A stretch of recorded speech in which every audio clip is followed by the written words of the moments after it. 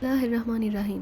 अस्सलामुअलैकुम। जी तो प्यारे साथियों, आज हम हाजिर हैं आपकी खिदमत में रेड हाक के चौथे हिस्से के साथ। तो चलिए शुरुआत करते हैं।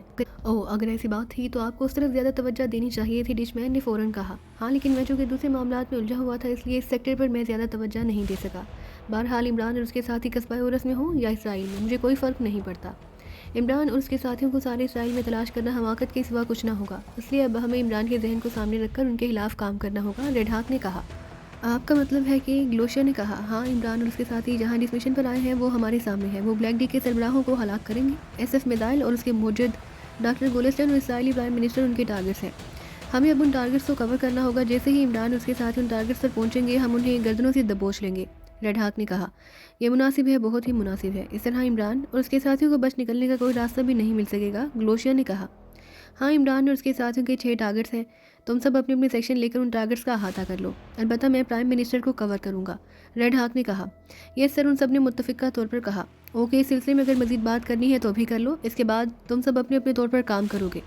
मुझे अपने आदमियों की हिफाजत और इमरान और उसके साथियों की हिलाकत चाहिए, हर सूरत में और हर हाल में। ओके, रेड हाक ने सख्त लहजे में कहा। यस सर, आप बेफिक्र रहे, इन सब ने कहा। फिर वो रेड हाक से मजीद हिदायत लेने और अपने अपने मशवरे देने में मसरूफ़ हो गए। इमरान और उसके साथियों को खालिद बिन यूसुफ ने रातों रात कस्बा ओरस में मौजूद एक ज़मीन दोस्त सुरंग से निकालकर इसराइल पहुंचा दिया था। ये सुरंग कस्बा ओरस में इंतहाई गहराई में और बेहद तवील बनाई गई थी। इसको तैयार करने के लिए खालिद बिन यूसुफ और उसके साथियों ने जदीद मशीनरी का इस्तेमाल किया और उस सुरंग को बनाने के लिए उन्हें कई साल लग गए। सुरंग तकरीबन 6 मील लंबी और कई गज चौड़ी थी, जहाँ पानी, रोशनी और हवा का इंतजाम भी किया गया था। सुरंग में हैवी जीपें मौजूद थी, जिनमें खालिद बिन यूसुफ और उसके साथी इसराइल आते जाते रहते थे। इस सुरंग को चूंकि नहायत खामोशी से बनाया गया था, इसलिए सुरंग के बारे में सिवाय खालिद बिन यूसुफ और उसके चंद मखसूस साथियों के किसी को कोई खबर ना थी। खालिद बिन यूसुफ ने सुरंग में साइंसी आलात नस्ब करा कर रखे थे, इसलिए सुरंग को जदीद से जदीद आलात से भी चेक नहीं किया जा सकता था।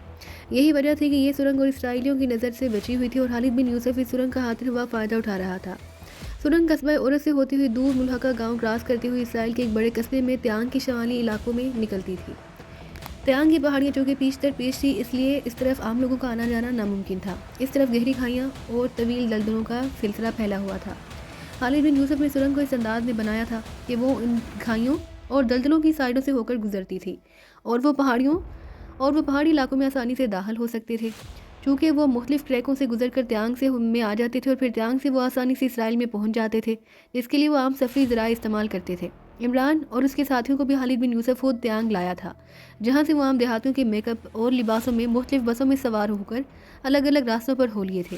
इमरान ने नक्शे पर मार्किंग करके उन सबको उनके टारगेट्स के बारे में तफसीलात बता दी थी और खालिद बिन यूसुफ ने उन सबको उनका मतलूबा सामान भी दे दिया था, इसलिए उन्होंने इस वक्त मिशन पर काम करने का प्रोग्राम बना लिया और फिर वो सब अपने अपने रस्तों की जानिब चल पड़े।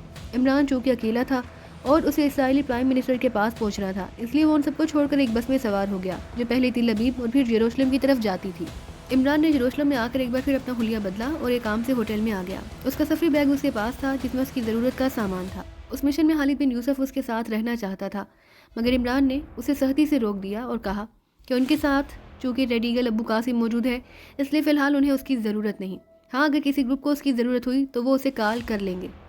खालिद बिन यूसुफ उनके साथ पकड़ा जाए, इससे बेहतर है कि वो उनके पीछे रहकर उन पर नज़र रखे और मुश्किल वक्त में उनकी मदद के लिए तैयार रहे। उन्हें कभी भी और कहीं भी इसकी ज़रूरत पेश आ सकती थी। खालिद बिन यूसुफ को इमरान की बात समझ आ गई, इसलिए उसने कोई तारुज़ ना किया और इमरान और उसके साथियों को बहरियत इसराइल पहुँचाकर वापस कस्बा ओरस चला गया। उसने इमरान और उसके साथियों के रेस्ट वाचेज़ में 2 मिलीमीटर के ऐसे आलात लगा दिए, जिनसे हर वक्त एक मखसूस रेज निकलती रहती थी। उन हालात की वजह से खालिद बिन यूसुफ कस्बा ओरस के एक कंट्रोल रूम में बैठकर एक स्क्रीन पर ना सिर्फ उन्हें देख सकता था, बल्कि उनकी आवाज़ें भी सुन सकता था और उन रेस्ट वाचेज़ पर भी उनसे बातचीत कर सकता था। इमरान होटल के कमरे में बैठकर प्राइम मिनिस्टर हाउस में दाखिल होने और प्राइम मिनिस्टर को सबक सिखाने का प्रोग्राम मुरतब कर रहा था। वो सोच रहा था कि वो प्राइम मिनिस्टर के साथ कोई ऐसा हाथ करे कि प्राइम मिनिस्टर दोबारा उसके और खास तौर पर पाकिस्तान के खिलाफ कुछ सोचते हुए भी खौफजदा हो जाए। उसके लिए जाहिर है कोई ऐसा इकदाम करना था कि प्राइम मिनिस्टर दोबारा उनके सामने सर ना उठा सके, मगर वो इकदाम क्या हो, ये सोच सोच कर इमरान परेशान हो रहा था। उसे प्राइम मिनिस्टर को राह रास्त पर लाने और पाकिस्तान के खिलाफ दोबारा साजिश ना करने पर मजबूर करने के लिए कोई राह ना सूझ रही थी। फिर सोचते सोचते अचानक वो बेएहतियात उछल पड़ा। उसकी आंखों में यकलहत बेपनाह चमक सी आ गई। वेरी गुड, प्राइम मिनिस्टर को राह रास्त पर लाने की उससे अच्छी और बेहतर तरकीब और कोई हो ही नहीं सकती, इमरान ने मुस्कुराते हुए कहा। उसने अपने हैंडबैग से चंद कागज़ और एक कलम निकाला और वहीं बैठकर उस पर कुछ लिखना शुरू कर दिया। लिखते लिखते वो साथ साथ कागज़ उजाड़ता जा रहा था। 10-15 सफ़ात लिखकर उसने अपने प्रोग्राम को हतमी शक्ल दी और फिर उसने उठकर ज़मीन पर बिखरे हुए कागज़ समेटे और उन्हें उठाकर वाशरूम में आ गया। उन कागजात को उसने आग लगाकर राख बनाई और फिर राख को वाशरूम में बहा दिया। थोड़ी देर बाद वो वाशरूम से निकला तो उसका हुलिया बदला हुआ था। वो एक यकीनी मेकअप में नजर आ रहा था। कमरे में आकर उसने बैग से अपने मतलब की चीज़ें निकाल कर जेब में रखी और फिर उसने मेज़ पर रखे हुए फ़ोन को उठाया और रिसीवर कान से लगाकर नंबर प्रेस करने लगा। Inquiry please. राब्ता मिलते ही एक निशानी आवाज़ सुनाई दी। एक्रीमियन सफारत थाने का नंबर दें। इमरान ने हालिस्तान एक्रीमी लहजे में कहा। यस सर, होल्ड करें। दूसरी तरफ से कहा गया और फिर चंद लम्हों के लिए दूसरी तरफ खामोशी छा गई। सर, नंबर नोट करें। चंद लम्हों की बाद आवाज़ सुनाई दी। कराएं। इमरान ने कहा तो उसे एक्रीमी सफारत थाने का नंबर नोट करा दिया गया। इमरान ने क्रेटल दबाया, फिर टोन क्लियर की और ऑपरेटर को बताया हुआ नंबर प्रेस करने लगा। Yes, Acrimean embassy. दूसरी तरफ से एक मुतरन्नम आवाज़ सुनाई दी। मैं ह्यूमन राइट्स से चीफ असिस्टेंट लार्सन बोल रहा हूँ। आपके पास मेरा पासपोर्ट नंबर, मेरे कागजात और मेरा एंट्री फार्म पहुँच चुका होगा। इमरान ने आवाज़ बदलते हुए कहा। आप अपना पासपोर्ट नंबर और शेड्यूल फार्म का कोड बताएं। दूसरी तरफ से कहा गया तो इमरान ने पासपोर्ट नंबर और शेड्यूल फार्म का कोड बता दिया। यस सर, आपके तमाम कागजात बजरिया फैक्स हमारे पास आ गए हैं। दूसरी तरफ से चंद लम्हों के बाद कहा गया। गुड। इसराइल में आने वाले हर हासो आम के लिए अपने सफारतखाने में पासवर्ड्स और फार्म पर दस्तखत करने ज़रूरी होते हैं। मैं पासवर्डिंग और दस्तखत करने के लिए आना चाहता हूँ या इस ज़मन में मेरी फर्स्ट सेक्रेटरी से मुलाकात कराई जा सकती है। इमरान ने कहा। यस सर, क्यों नहीं, आप तशरीफ़ ले आएँ। मैं एंट्री फॉर्म्स ले लेती हूँ और आपकी फ़ाइल फर्स्ट सेक्रेटरी रॉबिन्सन साहब को पहुँचा देती हूँ। आप उनके सामने पासवर्डिंग और दस्तखत कर दीजिएगा। दूसरी तरफ से मोदबाना लहजे में कहा गया। ओके, मैं 1 घंटे तक पहुँच जाऊँगा, इमरान ने कहा और उसने रिसीवर टेबल पर रख दिया। उसने मेकअप भी ह्यूमन राइट्स के चीफ असिस्टेंट का किया और उसके तमाम कागजात ज़ाहिर है इमरान ने खुद ही तैयार कराए थे, जिसके लिए उसके एक्रीमी फॉरेन एजेंट ने काम किया था। इमरान हर काम सलीके और ओरिजिनल तरीक़ों से करता था ताकि किसी भी मरहले पर उसे भी किसी बाद में किसी परेशानी का सामना ना करना पड़े। टेलीफोन का रिसीवर रखकर वो उठ खड़ा हुआ और दरवाजे की तरफ बढ़ गया। उसने दरवाज़ा खोलकर बाहर देखा। बाहर राहदारी में कोई नहीं था। उसने चूंकि नया मेकअप किया इसलिए उसके लिए ये एहतियात लाजमी थी कि कोई उसे कमरे से बदले हुए हुलिये में निकलते ना देख सके। वैसे इस होटल में बेशुमार एक्रीमी मौजूद थे। इससे कमरे से बाहर आने पर उसे अगर कोई देख लेता तो उसे कोई फ़र्क ना पड़ता। खाली राहदारी देखकर वो कमरे से निकल आया और आगे बढ़ता चला गया।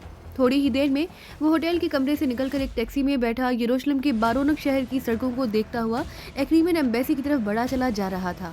एक्रीमियन एम्बेसी शहर से हटकर एक पुरसुकून और खामोश माहौल में थे। इमरान टैक्सी से उतरा और सीधा एम्बेसी की तरफ बढ़ गया।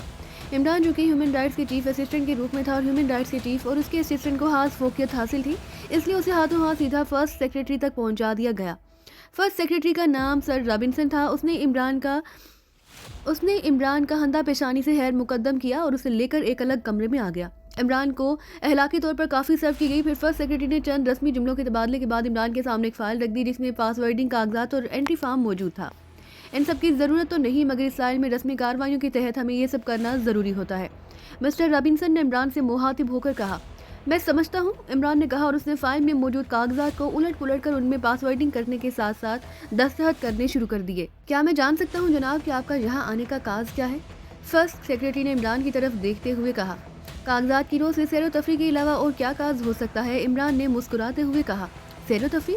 मगर आपने तो कागजात में इसराइली प्रेसिडेंट किसी अहम सिलसिले पर डिस्कस करने का लिखा है। फर्स्ट सेक्रेटरी ने चौंक कर कहा। जब आपने पढ़ लिया है तो फिर पूछ क्यों रहे हैं? इमरान ने उसी अंदाज में कहा। ओह, मेरा मतलब है कि आप प्रेसिडेंट साहब से किस काज पर डिस्कस करना चाहते हैं? फर्स्ट सेक्रेटरी ने फ़ौरन कहा। क्या आपको बताना ज़रूरी है? ओह नो सर, मैं तो फ़र्दन बात कर रहा था। फर्स्ट सेक्रेटरी ने कहा। मैं ह्यूमन राइट्स के चीफ असिस्टेंट हूँ। ह्यूमन राइट्स के असिस्टेंट का ह्यूमन राइट्स के सिवा और क्या काज हो सकता है? इमरान ने कहा। लेकिन इसराइली तो ह्यूमन राइट्स को मानते ही नहीं। आपका क्या ख्याल है? क्या इसराइली प्रेसिडेंट इस काज पर आपसे बातचीत करने के लिए आपको वक्त देंगे? फर्स्ट सेक्रेटरी ने सीधे होते हुए कहा। ना दे, मैं इसराइली प्राइम मिनिस्टर से बात कर लूँगा। इमरान ने कहा। इसराइली प्राइम मिनिस्टर भी प्रेसिडेंट के हम ख्याल हैं, वो भी इस सिलसिले में आपको वक्त नहीं देंगे। जहाँ तक मैं समझता हूँ उन्हें ह्यूमन राइट्स के सिलसिले में कुछ समझाना बेकार ही साबित होगा। फर्स्ट सेक्रेटरी ने कहा। तो आपका क्या ख्याल है कि मुझे उनसे नहीं मिलना चाहिए?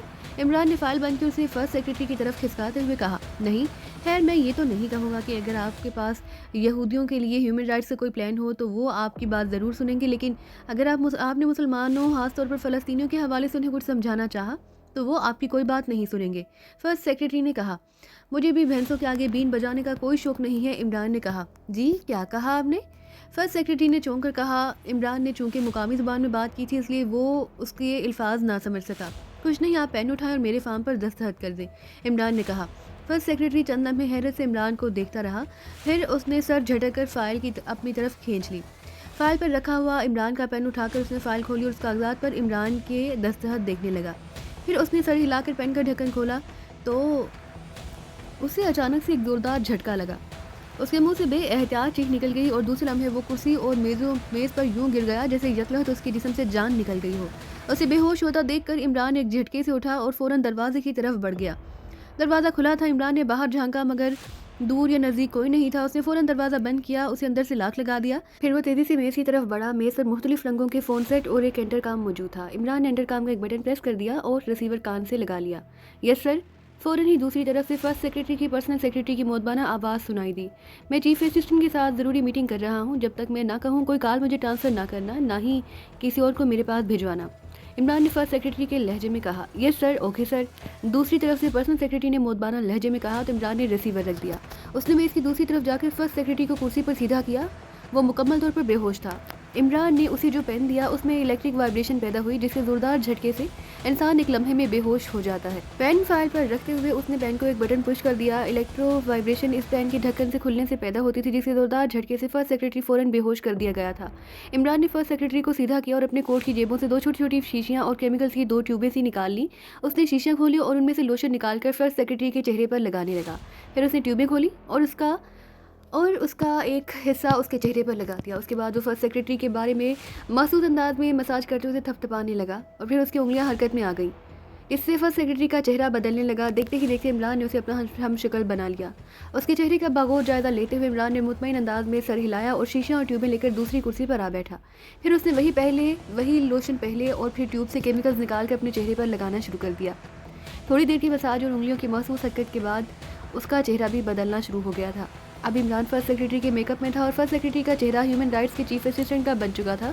फिर इमरान ने उठकर फर्स्ट सेक्रेटरी को उसकी कुर्सी से उठाकर कमरे के मौजूदा सोफे पर लिटाया। लिबास बदलने लगा। फिर उसने अपना लिबास उतारकर फर्स्ट सेक्रेटरी को पहनाया और उसका खुद पहन लिया। फर्स्ट सेक्रेटरी का कद काठ इमरान जैसा ही था मगर उसका जिस्म इमरान से ज़रा कदरे दुबला था, मगर इस लिबास में ये फ़र्क वाज़े मालूम नहीं होता था। इमरान ने केमिकल लगाकर अपना हेयर स्टाइल भी फर्स्ट सेक्रेटरी का बना लिया। सब कामों से फारिग होकर इमरान ने दरवाज़ा खोला और तेज़ से कदम उठाता हुआ कमरे से बाहर आ गया। सामने फर्स्ट सेक्रेटरी की पर्सनल सेक्रेटरी का कमरा था जहां 2 अफराद और एक खूबसूरत लेडीज़ बैठी थी। उन्हें अंदर आते देखकर वो सब उठ खड़े हुए। सर, आपने मुझे बुला लिया होता, लेडी ने मोदबाना लहजे में कहा।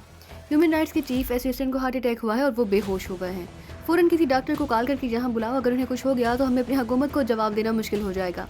इमरान ने उसकी बात अनसुनी करते हुए कहा तो चीफ असिस्टेंट के हार्ट अटैक का सुनकर वो उन तीनों के रंग उड़ गए। Heart attack? मगर सर, पर्सनल सेक्रेटरी ने बौखलाए हुए लहजे में कहा। शट अप, ये वक्त बातों का नहीं, डॉक्टर को कॉल करो, हरी अप, इमरान ने गुस्सीले लहजे में कहा। ये सब मैं कॉल करती हूँ, पर्सनल सेक्रेटरी ने बुखलाए हुए लहजे में कहा और फ़ोन उठाकर जल्दी जल्दी चंद नंबर प्रेस करने लगी। तुम दोनों मेरे साथ आओ, उन्हें उठाकर किसी दूसरे रूम में शिफ्ट करना है, इमरान ने मर्दों से कहा जो सिक्योरिटी गार्ड थे। ये सर, आए सर, उन दोनों ने कहा और इमरान के सर हिलाने पर फर्स्ट सेक्रेटरी के ऑफिस में आ गए। एहतियात से उठाओ उन्हें, इमरान ने कहा। तो उन दोनों ने आगे बढ़कर फर्स्ट सेक्रेटरी को उठा लिया। सर, आपका हुक्म हो तो उन्हें आपके स्पेशल रूम में ले जाएं, एक सिक्योरिटी गार्ड ने डरते डरते कहा। हाँ, ले जाओ और उनका ख्याल रखना, जैसे ही डॉक्टर आएगा मैं उन्हें वहाँ ले आऊँगा, इमरान ने सर हिलाकर कहा। तो वो दोनों बेहोश फर्स्ट सेक्रेटरी को उठाए कमरे से निकलते चले गए। इमरान फर्स्ट सेक्रेटरी की कुर्सी पर आकर बैठ गया। उस लम्हे लेडी सेक्रेटरी अंदर आ गई। सर, मैंने डॉक्टर बासुर को कॉल कर दी है, वो अपने 2 असिस्टेंट के साथ 10-15 मिनटों में जहाँ पहुँच जाएंगे, लेडी सेक्रेटरी ने कहा। ओके, मैंने चीफ असिस्टेंट को अपने स्पेशल रूम में भिजवा दिया है। डॉक्टर साहब को तुमने खुद वहाँ ले जाना है और उनसे कहना कि चीफ असिस्टेंट हमारे खास मेहमान हैं, उनकी ट्रीटमेंट में कोई कमी नहीं होनी चाहिए, इमरान ने कहा। यस सर, मैं कह दूंगी, लेडी सेक्रेटरी ने कहा तो और कमरे से बाहर निकल गई। इमरान की नज़रें फ़ोन सेट्स पर जमी थी। फिर उसने सुरख फ़ोन पर प्राइम मिनिस्टर के लिखे हुए अल्फाज देखे तो उसकी आंखें चमक उठी। उसे मालूम था कि इसराइली प्राइम मिनिस्टर और प्रेसिडेंट एक्रीमी सदर और एक्रीमी एम्बेसडर को खास फोकियत देते हैं। नाम नहाद इसराइल चूँकि एक्रीमिया की दुम पर फल फूल रहा था, इसलिए वो एक्रीमिया को हर मामले में मुकद्दम रखते थे। इसराइली प्रेसिडेंट और प्राइम मिनिस्टर किसी और से मिले या ना मिले, मगर वो एक्रीमिया के प्रोटोकॉल ऑफिसर या टॉप रैंक के सरबराहों से मिलने से कतराने की कोशिश नहीं करते थे। इसलिए इमरान ने एक्रीमी सफारत खाने का रुख किया ताकि वो फर्स्ट सेक्रेटरी की जगह ले सके और इस रूप में प्राइम मिनिस्टर से मिलने की कोशिश करे। उसे यकीन था कि प्राइम मिनिस्टर किसी भी सूरत में एक्रीमी फर्स्ट सेक्रेटरी से मिलने से इनकार नहीं करेगा। इमरान ने फ़ोन का रिसीवर उठाकर कान से लगाया और प्राइम मिनिस्टर हाउस के नंबर प्रेस करने लगा जो उसे याद थे। Yes, prime minister house. राब्ता कायम होते ही दूसरी तरफ से प्राइम मिनिस्टर के मिलिट्री सेक्रेटरी की आवाज़ सुनाई दी। एक्रीमेंट हाई कमीशन से फर्स्ट सेक्रेटरी रॉबिन्सन बोल रहा हूँ, इमरान ने फर्स्ट सेक्रेटरी की आवाज़ में कहा। और यस सर, फरमाइए सर। दूसरी तरफ से मिलिट्री सेक्रेटरी ने कहा, मुझे वजारत हारजा ने चंद हारजा पॉलिसियों पर डिस्कस करने के लिए एक ईमेल में तलब किया है। इन हारजा पॉलिसियों पर मबनी मैंने इसराइल के लिए एक अहम रिपोर्ट तैयार की है। सियासी और हारजा पॉलिसियों पर नजरसानी करने के लिए मुझे इसराइली प्राइम मिनिस्टर से चंद अमूर पर डिस्कस करनी है और इसके लिए मेरा प्राइम मिनिस्टर से मिलना बेहद ज़रूरी है। इमरान ने कहा, आप होल्ड करें सर। दूसरी तरफ से मिलिट्री सेक्रेटरी ने कहा, ओके थैंक यू। इमरान ने कहा तो दूसरी तरफ से चंद लम्हों के लिए खामोशी छा गई। Yes please. चंद लम्हों बाद दूसरी तरफ से इसराइली प्राइम मिनिस्टर की आवाज़ सुनाई दी। First secretary Robinson Demer speaking. Imran ने कहा, फरमाइए। प्राइम मिनिस्टर ने कहा तो इमरान ने वही बात दोहरा दी जो उसने मिलिट्री ऑफिसर को बताई थी। आप कब मिलना चाहते हैं मुझसे? प्राइम मिनिस्टर ने कहा, जितनी जल्दी आप वक्त दे सकें। ओके, मैं आपको ज़्यादा से ज़्यादा आधे घंटे का वक्त दे सकता हूँ। प्राइम मिनिस्टर ने स्पार्ट लहजे में कहा, ओके तो क्या मैं अभी हाजिर हो जाऊँ? इसके लिए आपको थोड़ा इंतज़ार करना पड़ेगा। मैं आपके पास मिलिट्री सेक्रेटरी कार्ड को भेज रहा हूँ, आप उनके साथ मेरी स्पेशल कार में आ जाएं। प्राइम मिनिस्टर ने कहा तो उसकी बात सुनकर इमरान के होंठों पर जहर अंगेज मुस्कुराहट उभर आई। ओके, मैं मिलिट्री सेक्रेटरी का इंतजार कर रहा हूँ, इमरान ने कहा और दूसरी तरफ से ओके का सुनकर उसने फ़ोन बंद कर दिया। प्राइम मिनिस्टर इमरान और उसके साथियों से बुरी तरह से हाइफ मालूम हो रहा था जो इस कदर टफ सिक्योरिटी इस्तेमाल कर रहा था। उसने फर्स्ट सेक्रेटरी को भी अपने पास बुलाने के लिए अपना मिलिट्री सेक्रेटरी और अपनी कार भेजने की बात की। इमरान के पास अब चूँकि मिलिट्री सेक्रेटरी के सिवा के इंतज़ार के सिवा कोई काम नहीं था, इसलिए वो इंतज़ार के सिवा और क्या कर सकता था। जूलिया ने क्रास्टी और सालिया के साथ मिलकर इसराइली साइंसदान डॉक्टर गोलेस्टन और उसके ईजाद करदा SF मिसाइल को तबाह करने का प्रोग्राम बनाया था। इमरान ने सरकाला पहाड़ियों में मौजूद इस मसनूई पहाड़ की तफसील बताते हुए एक नक्शे पर उन्हें वहां तक पहुंचने के तमाम रास्तों के बारे में बता दिया था। चनाचे जूलिया उन दोनों को लेकर निकल खड़ी हुई। एक टैक्सी हायर करके वो तिल अबीब से निकलकर मज़ाफ़ाती रास्ते पर हो गए। उसने टैक्सी ड्राइवर से तिल अबीब से मुल्हिका कस्बा ज़ियालो की तरफ जाने के लिए कहा था।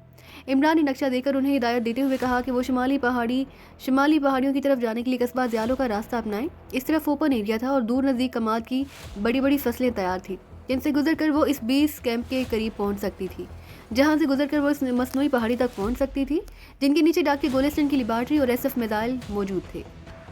इमरान ने उन पर वाज़ेह कर दिया कि वो इस बेस कैंप से गुजरे बगैर उस पहाड़ी तक नहीं पहुंच सकती और इस ज़मीन दोस्त लेबॉर्ट्री को सिर्फ उस सूरत में तबाह किया जा सकता था कि इस लेबॉर्ट्री के अंदर जाकर मेगा पावर बम लगाए जाएं। अगर उन्होंने बैरूनी एतराफ़ से उस लेबॉर्ट्री को तबाह करने की कोशिश की तो उनकी हर कोशिश नाकाम रहेगी। इमरान ने नक्शा देकर इस पहाड़ी के इर्द गिर्द का तज्जिया करते हुए इस बात का भी अंदाज़ा लगाया कि लेबॉर्ट्री में दाखिल होने का अगर कोई खुफिया रास्ता होगा तो इस बेस कैंप के इर्द गिर्द ही होगा, जिसके लिए लामहला उन्हें इस बेस कैंप पर हमला करना होगा। इसलिए वो जो भी प्रोग्राम तरतीब दें इस बेस कैंप को मद्देनज़र रखकर तरतीब दें, जहाँ उनका मुकाबला बेस कैंप की पावर फोर्स से भी होने का एहतमाल था। इमरान साहब ने हमें कस्बा ज़ियालो से इस बेस कैंप जाने का मशवरा दिया है। क्या कस्बा ज़ियालो में कोई फोर्स नहीं होगी जिसका हमारे आड़े आने का एहतमाल हो? साले ने जूलिया से मुखातिब होकर कहा, क्यों नहीं होगी? इस तरफ ओपन एरिया है, वहाँ लाजमन उन्होंने बेस कैंप जाने तक के रास्तों की हिफाजत का खास बंदोबस्त कर रखा होगा, जूलिया ने कहा। तब क्या ओपन एरिया में हम उनकी नज़रों में नहीं आ जाएंगे? क्रास्टी ने कहा, हमें वहाँ हर कदम फूंक फूंक कर रखना होगा। इमरान ने हमें जो साइंसी हिफाजती आलात दिए हैं हम उनका इस्तेमाल करेंगे। उन साइंसी आलात की वजह से वो हमें किसी सैटेलाइट से भी चेक नहीं कर सकेंगे, लेकिन इसके बावजूद अगर हम उनकी नज़रों में आ गई तो हम उनका भरपूर मुकाबला करेंगी और अपनी मंजिल तक पहुंचने के लिए रास्ते में आने वाली हर दीवार को तोड़ती जाएंगी। जूलिया ने कहा, लगता है इस बार तुम तनवीर एक्शन करने का मूड बना रही हो। सालिया ने मुस्कुराते हुए कहा, हाँ, उस मिशन में हमें वाकई तेज़ रफ्तारी से काम करना है। हमें चूँकि हर सूरत में कामयाबी हासिल करनी है, इसलिए हमारे पास तनवीर एक्शन करने के सिवा और कोई चारा भी नहीं। जूलिया ने इस बात में सर हिलाते हुए कहा, ठीक कह रही हो, चलो इसी बहाने हमें भी हाथ पैर चलाने का मौका मिल जाएगा। सालिया ने मुस्कुराते हुए कहा, ये तनवीर एक्शन से तुम्हारी क्या मुराद है? क्लास्टी ने पूछा। वो चूंकि अंदरूनी बातें नहीं जानती थी इसलिए वो उनकी बातें सुनकर हैरान हो रही थी। क्लास्टी की बात सुनकर जूलिया और सालिया मुस्कुराने लगे और उन्होंने उसे तनवीर एक्शन के बारे में बताना शुरू कर दिया। टैक्सी ड्राइवर मुकामी था और वो शक्ल से कम पढ़ा लिखा मालूम हो रहा था। वो चूंकि क्रांसी जुबान में बातें कर रही थी जो यकीनन इस टैक्सी ड्राइवर को समझ ना आ सकती थी। हमने इस मिशन को फास्ट मिशन के तौर पर मुकम्मल करना है और उसके लिए वाकई हमें डैशिंग एजेंट्स बनना पड़ेगा। तनवीर एक्शन का मतलब समझते हो? क्रास्टी ने कहा।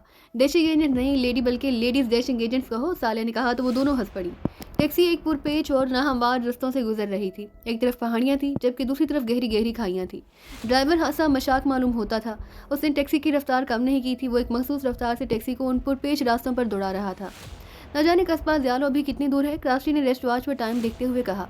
हमें शहर से चले हुए 3 घंटे हो चुके हैं, ज़्यादा से ज़्यादा आधे घंटे बाद हम कस्बा ज़ियालो में होंगे, जूलिया ने कहा। क्या हम डायरेक्ट कस्बे में जाएंगी? सालिया ने पूछा। नहीं, खेतों का सिलसिला शुरू होते ही हम रास्ते में ड्रॉप हो जाएंगे और फिर उन्हीं खेतों से गुजरते हुए हम शुमाल की तरफ जाएंगी। ये रास्ता हमारे लिए तवील तो होगा मगर बहरहाल हम रेड एरिया में पहुंच जाएंगी, जूलिया ने जवाब देते हुए कहा। और ये टैक्सी ड्राइवर, इसका क्या करना है? क्रास्टी ने पूछा। इसे बेहोश करके कहीं डाल देंगे और उसकी टैक्सी किसी खाई में फेंक देंगे। जब तक उसे होश आएगा हम अपना काम कर चुकी होंगी।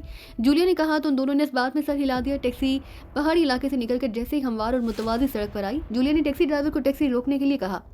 वहाँ दूर तक खेत ही खेत नजर आ रहे थे। टैक्सी ड्राइवर वहाँ टैक्सी रुकवाने पर हैरान तो हुआ, मगर उसने सड़क के किनारे टैक्सी रोक दी।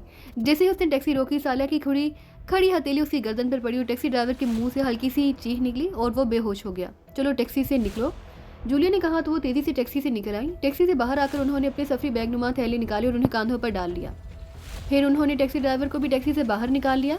क्रास्टी, तुम टैक्सी वापस ले जाकर किसी नज़दीकी खाई में गिरा दो और वो दोनों से खेतों में छुपा देती हैं, जूलिया ने क्रास्टी से मुहातिब होकर कहा।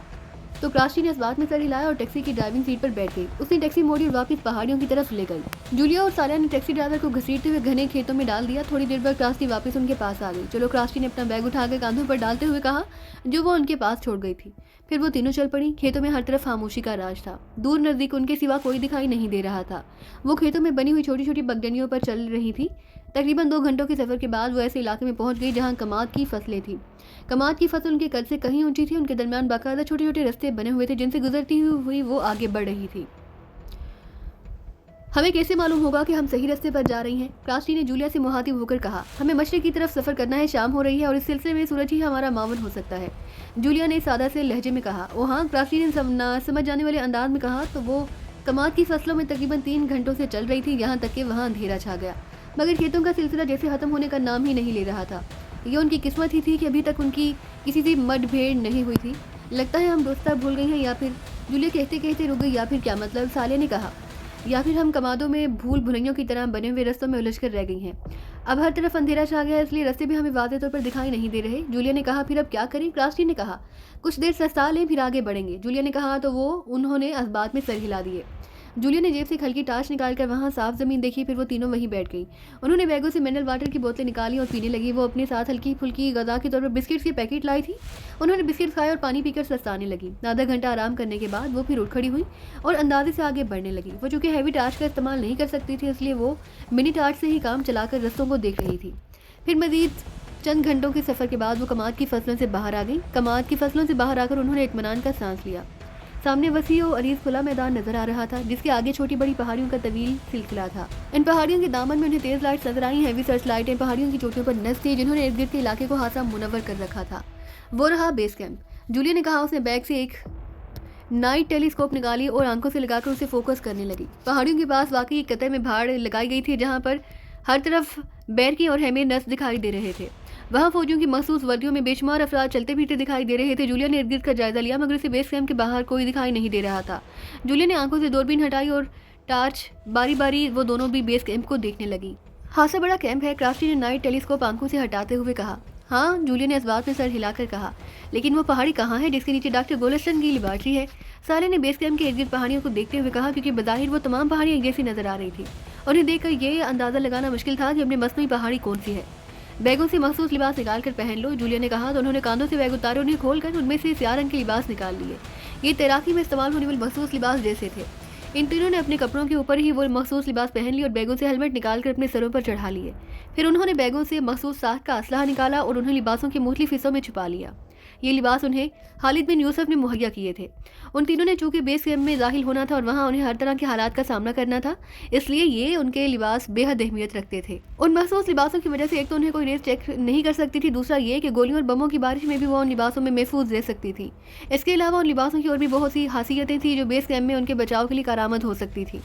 अब हमारे एक्शन का वक्त आ गया है, जूलिया ने उन दोनों से मुहातिब होकर कहा। फिर वो तेज से कदम उठाती हुई बेस कैंप की तरफ बढ़ती चली गई। सफदर, कैप्टन शील और तनवीर एक मोटर बोट में सवार थे। इन तीनों ने अपना एक अलग ग्रुप बना लिया था। इस ग्रुप ने सर टमोथी को हलाक करने का बेड़ा उठाया था, जो समंदर में किसी एटमी आबदोद में छुपा बैठा था। उन्होंने ये मोटर बोट किराए पर हासिल की थी और समंदर में सैर करने के लिए दूर तक आ गए थे। उन्होंने अपना सामान असला एक खाड़ी में छुपा दिया। चुनाचे वो मोटर बोट उस खाड़ी में लाई और उन्होंने वहां से अपना सामान उठाया और एक बार फिर समंदर में बढ़ गए। सफदर के पास एक छोटा सा आला था जिस पर एक राडार जैसी छोटी सी स्क्रीन बनी हुई थी। ये मशीन खालिद बिन यूसुफ के पास थी, जिसे इमरान ने लेकर इसमें खास कोडिंग कर दी थी। अब इस मशीन की मदद से समंदर में मौजूद एटमी आबदोज का आसानी से पता लगाया जा सकता था। इमरान ने सफदर को इस मशीन के ऑपरेटिंग सिस्टम बता दिया था। हम हाथ से दूर आ गए हैं, कहीं हम कोस्ट गार्ड्स की नज़रों में ना आ जाए, सफदर ने चारों तरफ देखते हुए कहा। आने दो, देख लेंगे हम उन्हें भी, तनवीर ने कहा। फिर भी हमें एहतियात से काम लेना होगा। अगर हम कोस्ट गार्ड से उलझ गए तो एटमी आबदोज यहाँ से निकल जाएगी और हमें इस आबदोज को तलाश करना मुश्किल हो जाएगा, कैप्टन शकील ने कहा। हम साहिल से तकरीबन 6 मील दूर हैं। अब तक तो हमें उस दोस्त के बारे में पता चल जाना चाहिए था, मगर ये आला यहाँ किसी रोज़ के होने का काशन नहीं दे रहा, सफदर ने कहा। कुछ और आगे जाते हैं, वो लोग एटमी आबदोज को यहाँ से ज़्यादा दूर नहीं ले जा सकते। एटमी आबदोज को समंदर में खास हद तक ले जाया जा सकता है, वरना उसके इर्द गिर्द मौजूद दूसरी आबदोजों के ऑपरेटिंग सिस्टम में खलल पैदा होने का खदशा हो सकता है। इसलिए एटमी आबदोजों को आम आबदोजों से दूर ही रखा जाता है। वैसे भी एटमी आबदोजों को समंदर की गहराई में नहीं ले जाया जाता। गहराई में जाने की वजह से एटमी आबदोजों की एटमी बेड़ियों को ज़्यादा पावर से चलाना पड़ता है, जिसकी वजह से बेड़ियाँ ब्रेक डाउन हो जाती हैं। इसलिए उन आबदोजों को आम हालत में नॉर्मल पोजीशन पर ही रखा जाता है। इस वक्त इस एटमी आबदोज को सिर्फ सर्टमोथी की प्रोटेक्शन के लिए इस्तेमाल किया जाता है। वो आबदोज ना समंदर की गहराई में होगी, ना ही ज़्यादा दूर होगी। हमें इसे तलाश करते रहना चाहिए, कैप्टन शकील ने मुसलसल बोलते हुए कहा। कोशिश तो कर रहे हैं, सफदर ने कहा। वह हाथों में पकड़े हुए आले के मुख्तलिफ बटन प्रेस करता जा रहा था। वो क्या है? अचानक तनवीर ने कहा तो उसकी बात सुनकर सफदर और कैप्टन शकील चौंक पड़े। उन्होंने देखा दूर समंदर में चंद धब्बे से दिखाई दे रहे थे। मोटर बोट्स और लांचें मालूम होती हैं, कैप्टन शकील ने कहा और उसने गले में मौजूद दूरबीन पकड़कर आंखों से लगा ली। उसने दूरबीन को फोकस किया और उन धब्बों को देखने लगा। कोस्ट गार्ड्स, अचानक कैप्टन शकील ने कहा तो सफदर और तनवीर चौंक पड़े। ओ, क्या ये हमारी तरफ आ रहे हैं? हाँ, कैप्टन शकील ने दूरबीन से मुसलसल देखते हुए कहा। ओ, लेकिन ये कैसे मुमकिन है? मेरे पास टीएस मशीन है। इस मशीन से निकलने वाली रेस की वजह से तो हम किसी भी राडार से मार्क नहीं हो सकते, यहाँ तक कि एटमी आबदोज भी हमें मार्क नहीं कर सकती। फिर ये कोस्ट गार्ड, सफदर ने हैरान होते हुए कहा। शायद उन्होंने हमें टेलीस्कोप से देख लिया है, तनवीर ने होंठ बींचते हुए कहा। वो हमसे कितने फासले पर है? सफदर ने पूछा। वो हमसे 3 नॉट की दूरी पर है, कैप्टन शकील ने दूरबीन में फासला बताने वाले फिगर्स देखते हुए कहा। ओके तनवीर, तुम कैबिन में जाकर BSS-1 ऑन कर दो। अगर हम पर फायरिंग की गई तो या हमारी बोट पर उन्होंने तार पैडो फायर किए तो ये बोट इस रेस की वजह से महफूज रहेगी। वो हमसे कुछ ही फासले पर है, उनके यहाँ आने से पहले हमें समंदर में जाना होगा ताकि वो हमें ना देख सके, सफदर ने कहा। ओ, तो क्या हम समंदर में उतरकर इस साइड में आबदोज को तलाश करेंगे? तनवीर ने चौंक कर कहा। हाँ, सफदर ने कहा तो तनवीर सर हिलाकर तेजी से कंट्रोल कैबिन की तरफ बढ़ गया। उन्होंने पहले से ही गोताखोरी के लिबास पहन लिए थे। उन्होंने बैगों से अपना असलहा और ज़रूरी सामान निकाला और उन्होंने कांधों पर ऑक्सीजन गैस सिलेंडर बांध लिए। इससे कि कोस्ट गार्ड्स की लांचें और मोटर बार्स जहां पहुंचती, वो तीनों एक एक करके पानी में उतरते चले गए। उन्होंने चेहरों पर कंटोप नुमा हेलमेट चढ़ा लिए जिस पर माइक और रिसीवर लगे हुए थे, जिसकी मदद से वो आसानी से पानी के अंदर भी एक दूसरे से बातचीत कर सकते थे। टीएस आला बदस्तूर सफदर के हाथों में था। वो तीनों गहराई में आकर मशरकी सिमत में तैरने लगे। अचानक सफदर के हाथों में मौजूद टीएस आले की स्क्रीन पर एक सुरह रंग का स्पार्ट नमूदार हुआ। इस रेड स्पार्ट को देखकर सफदर मशीन के मुख्तलिफ हिस्सों के बटन प्रेस करने लगा।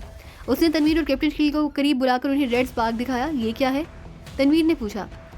ये निशान हमारे टारगेट को मार्क कर रहा है। टारगेट 91 एंगल 381 ईस्ट जोन की तरफ मौजूद है, सफदर ने बताया। क्या आबदोज मुतहरिक है? कैप्टन शकील ने पूछा। नहीं, इस एंगल पर ब्लैक रॉक्स मौजूद है। एटमी आबदोज इन ब्लैक रॉक्स से दरमियान खड़ी है और उसकी गहराई 400 मीटर है, सफदर ने कहा।